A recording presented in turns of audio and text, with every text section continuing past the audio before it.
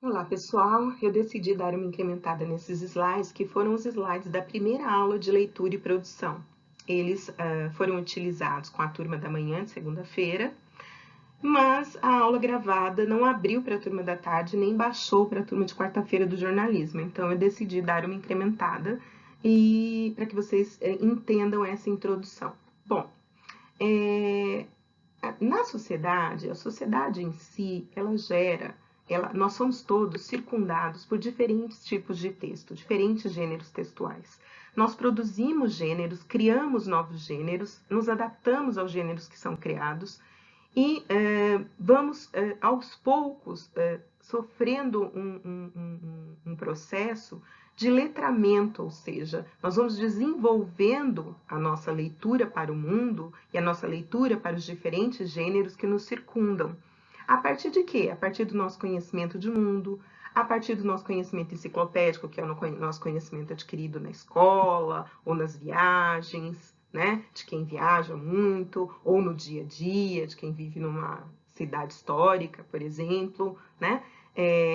E vamos aprimorando essa nossa leitura na medida em que lemos. Quanto mais lemos, melhores leitores seremos, né? E quando eu falo de letramento, eu não estou falando de alfabetização. Como diz Marcuski, o autor da nossa área, não é?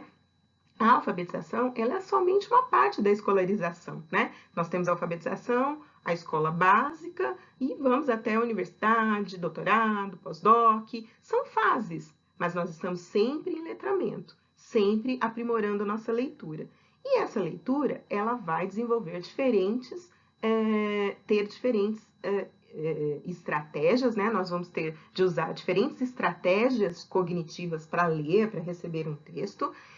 Ela envolve a linguagem em uso, esses gêneros do discurso envolvem sujeitos sociais, né? Então, por isso, várias questões, ideologia, valores, religiões, a constituição cultural de uma determinada sociedade está envolvida naquele gênero textual. Não seria diferente nos gêneros acadêmicos, não é? E o texto, ele precisa de determinados elementos para que seja um texto legível, compreensível ou que seja considerado texto.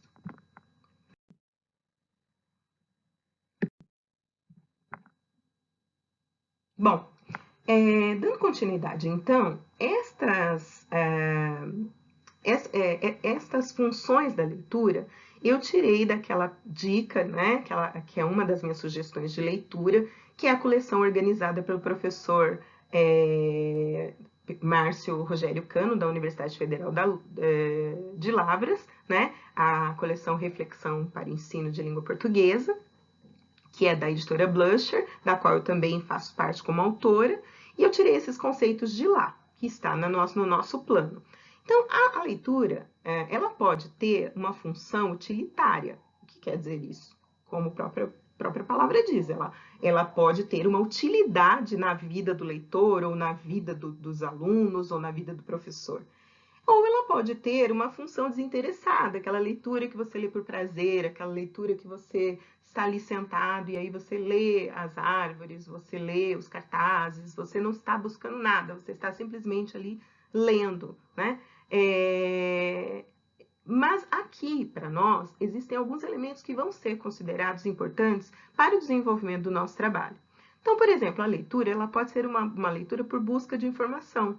Todo gênero ele traz algum nível de informação, mas a gente tem que tomar muito cuidado, porque nós estamos vivendo um momento em que nós estamos sendo bombardeados por informação. E as pessoas estão com uma necessidade de opinar sobre tudo, de adquirir uma informação superficial, que essa informação, a construção do conhecimento e dos textos acaba sendo, às vezes, rasa. Então, na busca de informação para um trabalho acadêmico, ou para um texto de maior qualidade, é importante que o leitor se preocupe com a origem desse texto, com a fidedignidade desse texto, e que ele busque realmente aquela informação a partir de determinados objetivos, né? E é importante também, aqueles que vão ser professores, que instiguem essa busca de informação de qualidade. Nós também teremos o estudo do texto. O estudo do texto não é somente ler o texto e responder as questões propostas no livro. Então, quando me perguntavam, professora, eu tenho que responder as questões do capítulo do Luiz Carlos Gil, como planejar uma pesquisa? Não, gente, não tem. O propósito era a leitura. Nem toda leitura é para você responder questões. E a resposta das questões não vai fazer com que isso seja um estudo de texto. O estudo do texto é quando você se aprofunda, quando você busca as referências que foram utilizadas, quando você busca o vocabulário para tentar entender, quando você analisa passo a passo, faz anotações, fica curioso, e isso em qualquer tipo de texto, não só no acadêmico, né? Então eu li Machado de Assis, ele citou Chateaubriand. Olha, tem uma frase interessante, deixa eu ver quem é Chateaubriand. Quando você está fazendo isso, você está estudando o texto, você está buscando informação precisa, você está transformando essa leitura numa leitura utilitária. Mas a leitura que nós mais conhecemos na nossa vida é aquela leitura que, infelizmente, né, tem o texto como pretexto para ensinar normalmente gramática, né, para ensinar alguma coisa. Não é o texto como utilidade ou o texto por prazer. É sempre para ensinar, né, o sujeito indeterminado, a classificação, a regência verbal, os tempos verbais, as orações subordinadas. Você acaba não se apropriando exatamente do texto, não se aprofundando.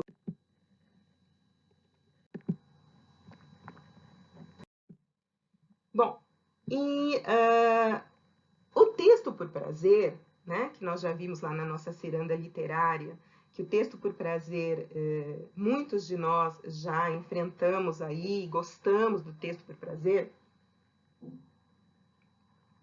ou o texto, desculpem, tomei um pouquinho de água, o texto por fruição.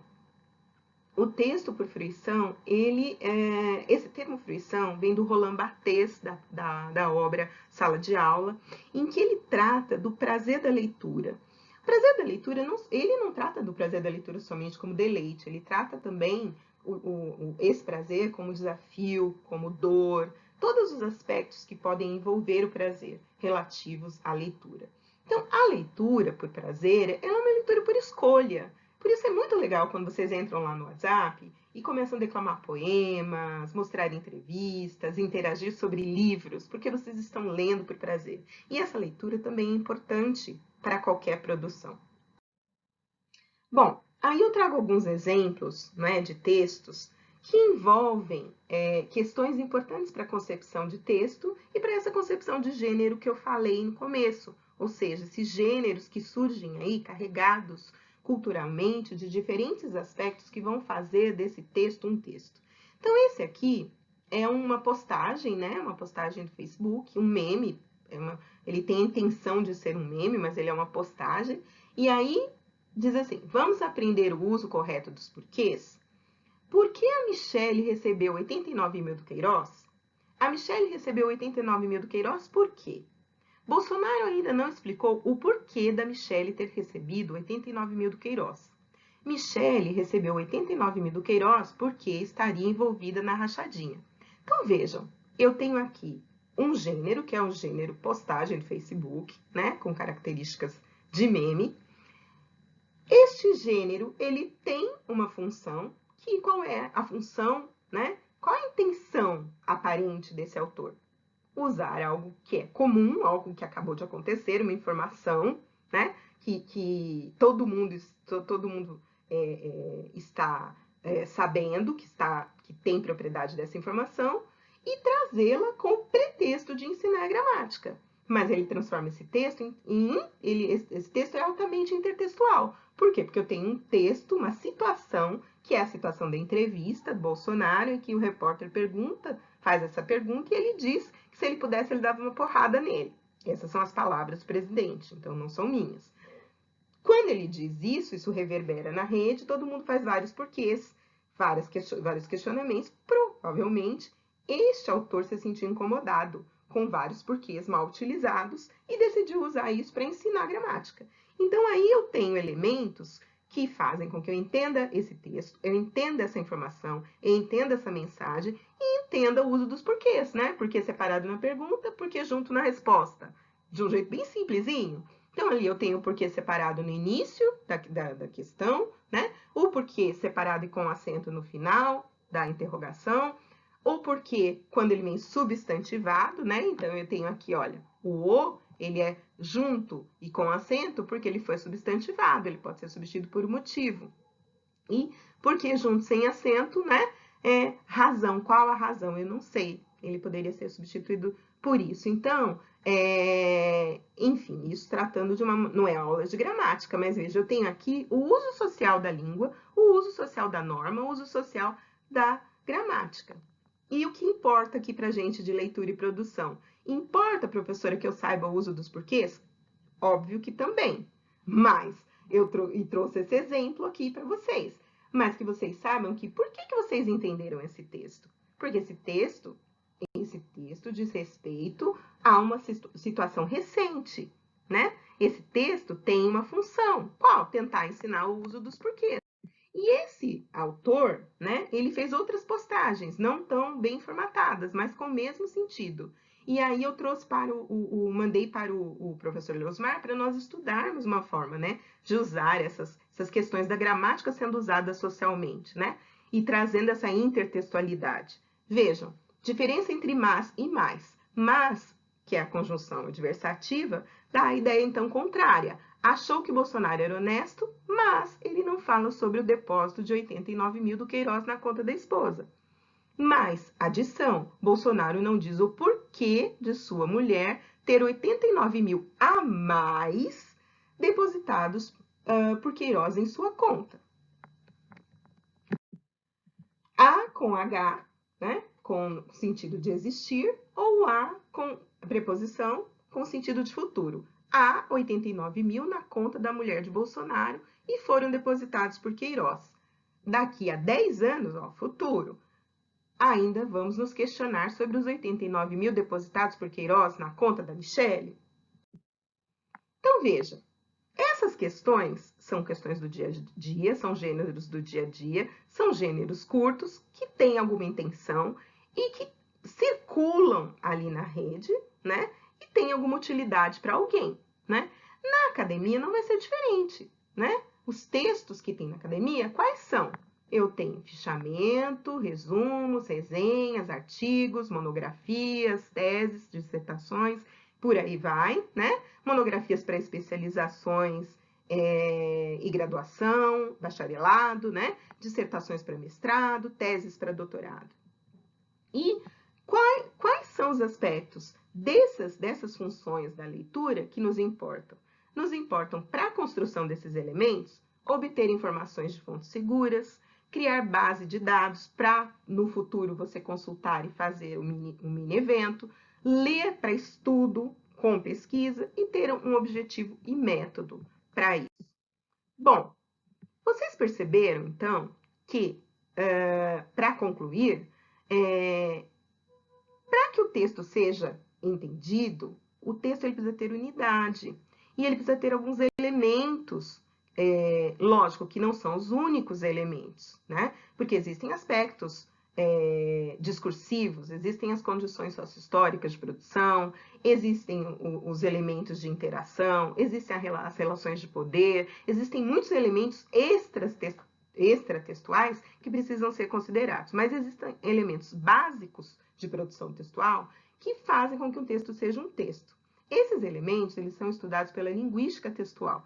Eles foram estudados por Bogran e Dressler, né? Vossler também, e foram trazidos ao Brasil, sobretudo por Ingeborg Koch, Leonor Fávero, o Van Dijk também trabalha com leitura, com os princípios de textualidade, com linguística textual no início dos estudos dele. Então, assim, o que um texto precisa ter para ser texto, além do uso da norma? Além de saber se é com H ou sem H, se o porquê é junto, se o porquê é separado, né? Para que aquele texto seja entendido e gere humor, ou gere revolta, ou gere reflexão.